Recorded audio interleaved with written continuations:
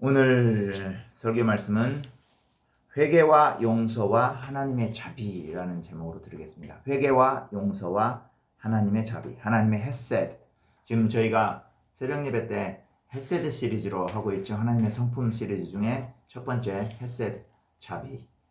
자비 혹은 사랑, 은총, 긍휼, 은혜 이렇게 인자 이렇게 해석이 되는 그 헤세드.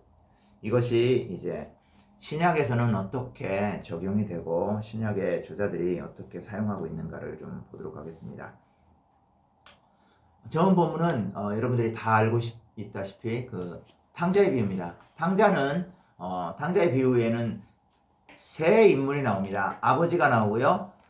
첫 번째 아들은 아버지와 함께 삽니다. 그죠? 그래서 모든 것을 아버지의 것을 다 누립니다. 그 다음에 두 번째 아들은 탕자로서 아버지가 죽기도 전에 유산을 달라고 해서 먼 곳에 나가서 허랑방탕하게 써버립니다. 그죠?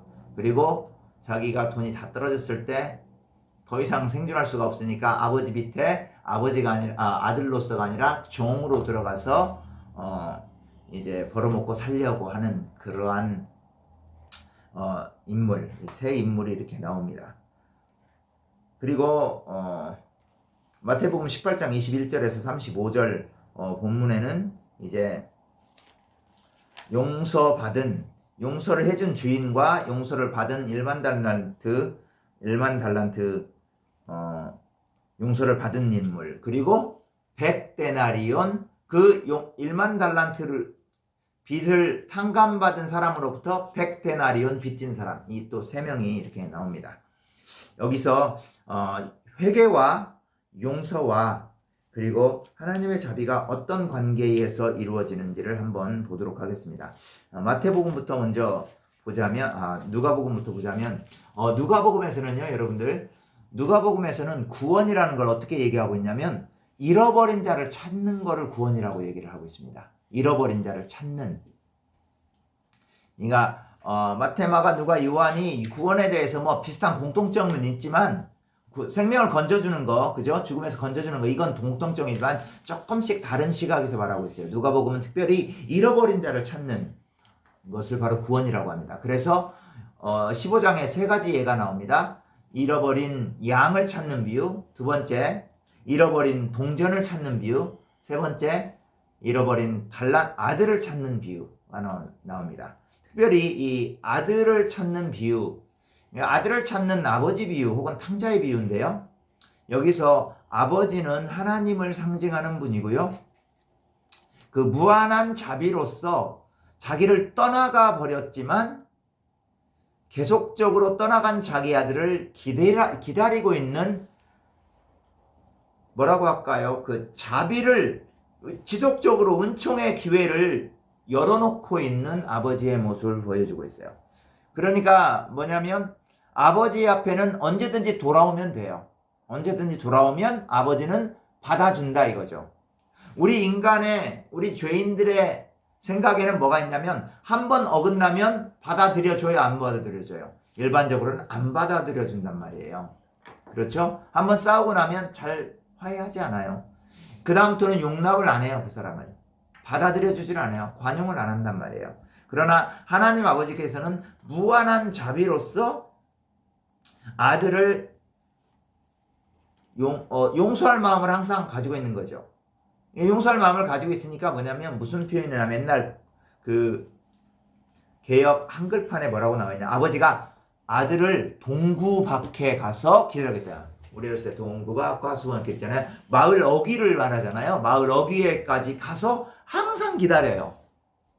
이게 바로 여러분들 하나님 아버지가 여러분들을 사랑하시는 그 마음이에요. 이 마음을 우리가 삶 가운데 정말 뼈저리게 느끼고 감사할 수 있어야 돼요. 하나님 아버지께서는 늘 엄청난 자비로서 여러분들을 기다려주고 여러분들에게 언제든지 그 헤세드, 은혜를 베풀어 주십니다. 그래서 하나님께서 베풀어 주시는 그 은혜를 우리가 그냥 누리면 돼요. 그 안에 푹 들어가서. 아버지의 품 안에 들어가서 누리면 되는 거죠. 그런데 우리들은 뭐냐면 인간적인 생각을 가지고 아버지 하나님께서 나를 안 받아줄 거라 생각하기도 하고요. 설령 내가 한 번 떠났는데 또 받아주겠어? 한번 반역했는데 또 받아주겠어? 하나님 받아주겠습니까? 안 받아주겠습니까? 받아주죠. 받아주죠. 우리는 인간의 생각을 가지고 하나님의 자비, 하나님의 헤세드를 계속적으로 한정시켜요. 가두어 버린단 말이에요. 가두어 버려요. 그렇기 때문에 그런 생각으로 또 다른 사람에게도 그렇게 똑같이 돼요. 그러니까 다른 사람들을 받아주지 않죠. 그리고 내가 다른 사람들을 받아주지 않기 때문에 다른 사람도 나를 받아주지 않는 것을 당연하게 여기고요. 그렇기 때문에 이런 생각으로 인해서 인간들이 그렇기 때문에 하나님 자신도 또 우리를 받아들여 주지 않을 거라고 전제를 하고 산단 말이에요. 그러나 하나님은 우리의 아버지세요. 하나님은 아들과 달라요. 여러분들 히브리 문화에서 보면요. 우리나라 문화에서도 마찬가지예요. 유산을 언제 받습니까? 돌아가셔야 받잖아요. 그런데 이 두 번째 아들놈은 당장 이 녀석은 아버지가 돌아가시기도 전에 유산을 받아가지고 떠납니다. 야, 이거 진짜 이 전라도 말로 싹둑머리 없는 놈이죠. 그죠? 정말 이건 배은망덕은 이거 정말 어떻게 그럴 수가 있어요. 그죠? 아버지가 죽기도 전에 그 돈을 가지고, 그죠? 이제 아버지가 목표가 이제 돈이 목표인 거네요. 그죠? 그래서 그 돈을 받아 가지고 가서 허랑방탕하게 다 써버리죠.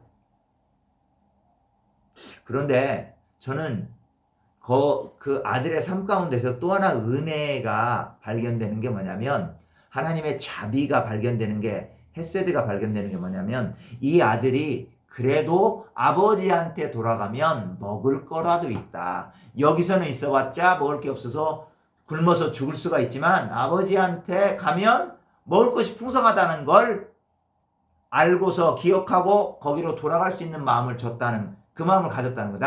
저는 이것이 바로 하나님의 자비가 이미 뭐라고 할까? 아들에게 강력하게 작동하고 있다고 봐요. 하나님의 도우심, 그런 마음을 먹을 수 있는 거. 그러니까 우리들은 가만히 생각하면 하나님의 은혜 아니고는, 하나님의 은혜가 아닌 것이 아무것도 없습니다. 그렇죠? 제가 여러분들을 만난 거, 여러분들이 저를 만난 거, 제가 아내를 만난 거, 그리고 우리가 그리스도 안에서 서로 만난 거, 그죠? 이 모든 것이 다 하나님의 은혜고 자비예요. 이 모든 게 다 뭐라고 히브리어로 헤세드입니다. 은혜, 자비, 인자, 사랑, 긍휼, 모든 이것이 다 헤세드가 한국말로 이렇게 다양하게 번역될 수 있는 말이에요. 그래서 아버지 하나님께서는 이렇게 무한대로 자비를 베풀어 주신다. 여러분들 항상 기억하세요. 언제 어디서나 하나님은 항상 팔을 벌리고 여러분들을 항상 안아주려고 기대하고 있다. 대기하고 있다. 무한히 사랑하시기 때문에.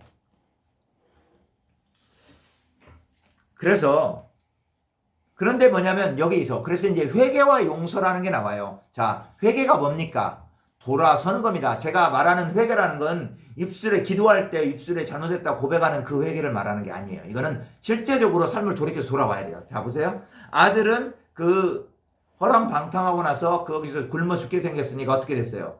원래 자리로 돌아왔죠. 이게 회개입니다. 이해갑니까? 회개를 했을 때 하나님의 자비가, 하나님의 헤세드가 그 사람 안에서 작동을 한단 말이에요. 무슨 말인지 아시겠어요? 회개를 하지 않으면 아무리 하나님께서 자비를 베풀어 주셔도 그 자비를, 헤세드를 받아 누릴 수 있어요, 없어요? 없어요. 그래서 회개가 중요한 거예요. 저를 한번 보세요. 그래서 회개는 하나님께서, 성령께서 회개하도록 감동은 주셔요. 그런데 더 주체적인 건 자기 자신입니다. 알겠죠? 이거 뭐 성령께서 알아서 다 해주시겠지? 안 그래요. 성령께서는 회개할 수 있도록 마음만 주시는 거예요. 그리고 적극적으로 회개는 자신이 해야 되는 거예요. 이 회개할 그 주체를 성령님으로 돌리면 안 돼요. 이건 자기 자신이에요. 성령께서는 회개할 수 있도록 마음을 주시는 거예요. 그래서 적극적으로 본인이 회개해야 돼요. 이게 굉장히 중요합니다. 많은 성도들이 굉장히 오해를 많이 하고 있어요. 그래서 아주 기계적인 신앙관을 가지고 있어요. 하나님이 다 알아서 하시겠지? 아니에요. 하나님이 알아서 하시는 그런 부분 있지만 하나님께서는 대부분 경우 하나님께서 우리들에게 마음을 주시는 거예요. 그리고 하는 건 우리가 하는 거예요. 그리고 실상 모든 것은 하나님이 다 이끌어가는 거지만 그 안에서 하나님께서 하나님의 원리로 우리를 사용하셔서 하나님의 일이 우리를 통해서 이루어지도록 하셔요. 그래서 하늘나라에서 하나님 마치 사실은 모든 것이 하나님의 은혜에 의해서 이루어진 건데 그것을 우리가 진짜로 모든 걸 한 것처럼 해서 상급을 주시는 분이 하나님이세요. 얼마나 감사해요. 무슨 말인지 이해가죠? 그래서 우리들이 하는 것도 대단히 중요하다. 그렇기 때문에 우리들이 하기 전에 뭐가 중요하냐? 그런 마음을 더 강력하게 달라고. 그래서 성령의 역사가 필요한 거예요. 성령이 역사하시지 않으면 또 내가 회개할 수가 없어요. 그래서 바울이 그런 것들을 말하고 있는 거예요. 그래서 회개라는 것은 성령께서 나에게 역사해 주시고 막 내 마음을 막 강력하게 혹은 은근하게 하기도 해요. 혹은 그냥 말씀으로 묵묵하게 하기도 하고 그럴 때 자기가 깨닫고 깨달았으면 성령의 나의 마음을 움직이심을 깨달았으면 이제 적극적으로는 누가 해야 된다? 내가 해야 된다. 그런데 그것도 역시 기도와 함께 성령님께서 나와 함께 제가 회개할 때 성령님께서 같이 가주시라고 그 기도하는 거예요. 그러니까 내가 하는 것이기도 막 내가 하는 것이기도 하고 성령님께서 하는 것이기도 해요. 그러나 성령님만 하는 건 아니고 나만 하는 건 아니에요. 항상 같이 가야 되는 거예요. 그래서 회개가 이루어졌을 때 비로소 하나님의 자비가 우리의 삶 가운데서 무한대로 부어지는 것을 우리가 누릴 수 있다. 느낄 수 있고 누릴 수 있다는 거예요. 아멘. 자, 그 다음에 이게 바로 탕자의 비유에서 우리가 깨달아야 될 하나님의 자비예요. 하나님의 자비란 우리가 회개하고 돌아와서 아버지 하나님의 품 안에 있을 때만 누릴 수 있는 거다. 회개 없이는 하나님의 자비는 적용이 절대로 될 수가 없다. 이게 바로 회개와 자비와의 관계예요. 그러면 마태복음 18장에 나타난 용서와 자비와의 관계는 뭐냐? 이 마태복음 18장 제가 여러 번 말씀드렸습니다만 여러분들 좀 알아두세요. 마태복음 18장은 마치 그 고린도전서 13장을 뭐라고 하죠? 사랑장이라고 하죠. 고린도전서 15장은 부활장이라고 해요. 그것처럼 마태복음 18장은 교회장이라고 해요. 교회의 치리에 대해서 말씀하고 있어요. 교회에서 어떻게 해야 되는가? 그래서 교회장이라고 해요. 교회장. 그래서 여기에서 교회 이제 사람들이 많이 있을 거 아니에요? 공동체이기 때문에 거기 교회의 질서가 하나님의 뜻 가운데서 유지되기 위해서 가장 중요한 거 한 가지가 뭐냐면 용서라는 거예요. 왜냐? 사람들은 다 다른 사람들을 자기 자신에 대해서는 무한대로 용서하고 다른 사람에 대해서는 용서를 안 하는 경향이 있어요. 물론 자기 자신을 잘 용서를 못하는 사람도 있긴 있지만 일반적으로는 많은 사람들이 자기 자신은 용서를 잘하지만 다른 사람들은 용서를 안 해요. 그래서 이 용서와 자비와의 관계가 어떤가를 이 비유를 통해서 말씀해 주고 있어요. 자, 어떤 종이 주인한테 10,000달란트를 빚졌는데 10,000달란트를 주인이 완전히 탕감해줘 버렸어요. 10,000달란트라고 하면 오늘날의 돈, 한국 돈으로 말하면 그냥 대충 20억에서 50억 정도로 잡으면 됩니다. 굉장히 많은 돈이죠. 평생 먹고 살 수 있어요. 지금부터. 그죠? 그럴 수 있겠네. 그죠? 20억 내지 50억. 그냥 30억이라고 얘기합시다. 굉장히 큰 돈이죠. 작은 돈 아니에요. 1년에 1억씩만 번다고 해도 30년 벌어야 돼요. 그죠? 근데 이 돈을 어떻게 했다? 주인이 이 빚진 종한테 어떻게 해요? 완전히 탕감해줬어요. 그걸 탕감해주는 걸 바로 용서라고 하는 거예요. 이해갑니까? 탕감해주는 게 용서예요. 그러니까 여러분들 성경에서 특별히 신약 구약 이해할 때 죄 지은 것 탕감해주는 건 두 가지예요. 경제적인 거 탕감해주는 거 있고요. 영적인 죄를 지은 것. 용서도 마찬가지예요. 나에게 빚을 진 사람에 대해서 탕감해주거나 좀 깎아주는 것. 이것이 또 용서가 될 수 있어요. 그리고 나한테 잘못한 사람한테 그 잘못한 것에 대해서 따지지 않고 그냥 너그럽게 봐준다. 이런 의미가 또 용서가 되는 거고요. 그래서 어쨌든 여기 10,000달란트 빚진 종은 10,000달란트를 주인으로부터 완전히 탕감을 받았어요. 여러분 생각해 보세요. 권사님, 30억 빚졌어.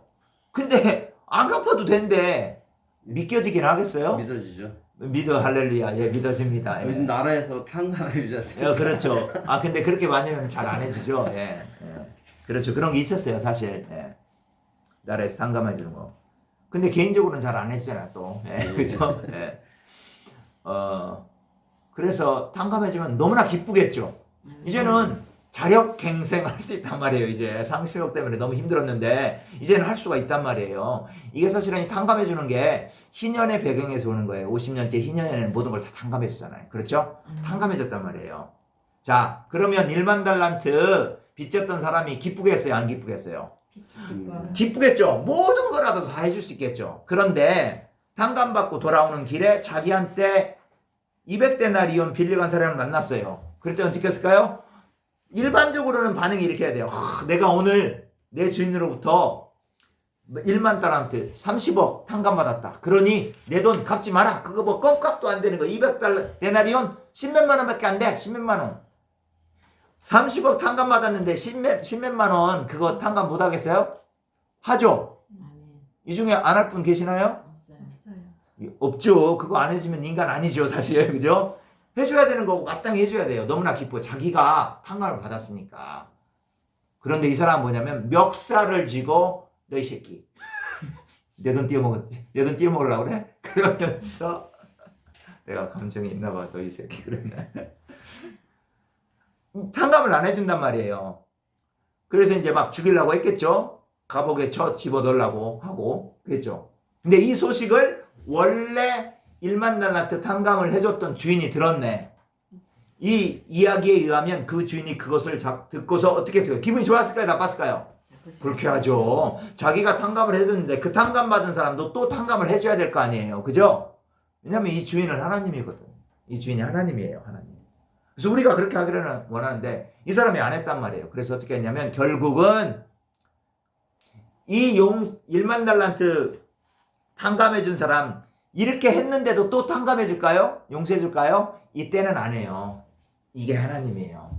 이해가죠? 자비는 자비를 받아서 누리고 accept 그거에 대해서 동의를 하고 내가 받아들일 때 자비가 되는 거지. 그러지 않으면 이제는 뭐냐면 그 하나님의 성품 중에 그 자비의 어떻게 보면 180도 반대편에 있는 그 속성, 성품 정의와 공이라는 속성이 이 사람을 심판하도록 만듭니다, 이제는. 그래서 뭐냐면 1만 달란트 탕감받은 사람을 어떻게 하냐면 이제 200데나리온 탕감을 안 해주니까 감옥에 넣습니다. 이건 뭐냐면 지옥에 보내는 걸 말하는 거예요. 예, 보세요. 이건 너무나 중요한 거예요. 여러분들 아무리 예수님 잘 믿어도요, 누구 용서 안 하잖아요. 제가 좀 그냥 단도직입적으로 얘기할게요. 평생 잘 믿어. 정말 신앙생활 열심히 했어. 그런데 용서만 하는 용서를 내가 용서 못하는 사람이 있어요. 이 사람은 천국 못 갑니다. 진짜예요. 이건 말씀이 얘기하는 거예요. 이건 제가 얘기하는 게 아니에요. 이건 말씀이 얘기하는 거예요. 왜냐하면 진짜로 하나님을 믿는 사람은 용서할 수밖에 없어요. 용서할 수밖에 없는 거예요. 그래서 반드시 용서하셔야 돼요. 그러니까 근데 어떤 사람들 한국 교회에 있는 이런 이야기 있잖아요. 나는 모든 건 다 용서하는데 다 좋은데 얘는 죽어도 용서 못해. 그 사람 하나님 못 만난 거예요. 만난 거 같죠? 사탄이 속이는 거예요, 그거. 우리 속아도 보면 안 돼요. 그리고 여러분들 혹시라도 마음에 섭섭한 것이 조금이라도 남은 사람, 아직 용서 못한 사람 있으면 반드시 용서하셔야 돼요. 그거부터 하셔야 돼요. 다른 거 중요한 거 아니에요. 그게 중요한 거예요. 제일 중요한 거. 그래서 보세요. 주기도문 가르친 다음에도요, 반드시 용서해라. 그래야 하나님께서 기도해 주실 것이다. 그렇게 말하고 있고요. 요한은 뭐라고 하냐면요. 성령을 받아라. 예수님께서 호흡을 훅 내부르셨어요. 그래서 성령을 받아라 그랬거든요. 그리고 나서 뭔 얘기 하냐면, 너희가 용서하라고 그랬어요, 서로. 용서가 얼마나 중요하면 성령 받을 때도 용서해야 되고, 하늘에 계신 아버지께 기도할 때도 용서를 해야 기도가 응답된다고 얘기하겠어요. 그죠? 네. 그러니까, 하나님을 믿는 사람, 예수 그리스도를 믿는 사람의 특징은 뭐냐면 용서하는 거예요. 하나님의 자비, 헤세드를 받은 사람의 특징은 뭐다? 용서하는 거예요. 아무리 배기 싫어도 용서할 수 있어요. 근데 제가 이제 그냥 제 경험을 얘기해 보니까 하나님을 진짜로 사랑하잖아요. 그러면 하나님을 덜 사랑하거나 안 사랑할 때는 진짜 꼴보기 싫은 사람이 있어요. 근데요, 하나님 진짜로 사랑하잖아요. 그러면 미운 사람 안 미워져요. 진짜로. 아멘. 물론 이거는 이해는 가지. 이거는 구분을 하셔야 돼요. 그 사람 안 믿다고 해서 막 갑자기 너무 친해져가 그럴 필요는 없어요. 그러나 뭐냐면 용서하라는 거죠. 용서. 안 미워져요. 진짜 안 미워져요. 그 희한해요. 하나님의 사랑, 제가 말하는 사랑은 헤세드입니다. 이 하나님의 헤세드를 깨달으면 사람이 미울 수가 없어요. 왜냐면 내가 생각하기에 나보다 훨씬 나쁜 놈이라고 생각하는 그 사람도 하나님이 용서를 해줬는데, 그죠? 내가 그 사람을 용서를 못해요? 말이 안 되죠. 용서하게 돼 있는 거죠. 그러니까 하나님의 자비라는 것은 우리들에게 모든 사람을 다 용서할 수 있는 사랑의 마음을 갖도록 하셔요. 그래서 한번 하나님 성령의 인침을 받잖아요. 한번 하나님의 자비를 받고 성령께서 우리 안에 내주를 하시면 그 성령님의 내주하심이 우리로 하여금 모든 사람들을 용서하게 하고 모든 사람들로 하여금 나도 하나님처럼 예수님처럼 자비를 베푸도록 헤세드를 모든 사람에게 베풀도록 뭐라고 할까? 성령님께서 이끌어 가신다는 거예요. 이게 바로 하나님 나라의 삶입니다. 이것이 하나님 나라의 삶이고 하나님을 믿는 사람들의 삶이에요. 그래서 자 그러면 다시 자비와 용서와의 관계를 참 이해를 해봐야 돼요. 그래서 용서하지 않는 한 하나님의 자비는 어떻게 받을 수 있다 없다? 없다예요.